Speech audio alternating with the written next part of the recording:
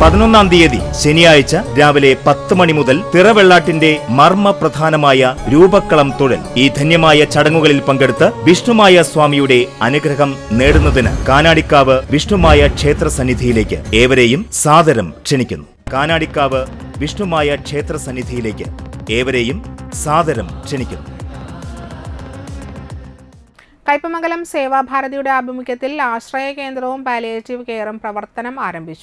വിഘ്നരാജൻ പുത്തൂർ ആശ്രയ കേന്ദ്രത്തിന്റെ ഉദ്ഘാടനവും doctor S K. Sharath palliative കെയറിന്റെ ഉദ്ഘാടനവും നിർവഹിച്ചു.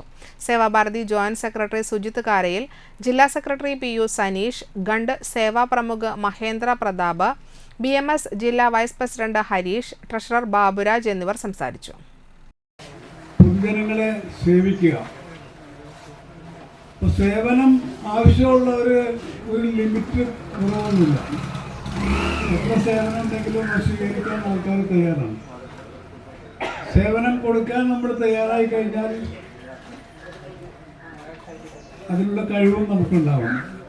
ആ കഴിവ് 2 വിധത്തിലാണ്. ഒന്ന്, നിങ്ങൾ നേരത്തെ പറഞ്ഞ പോലെ കോവിഡ് സമയത്ത് പോകുന്ന പോലെ ഓടിച്ചാടി എൻ്റെ പുറകെ നടക്കാനും ചെയ്യാനുള്ള ധൈര്യം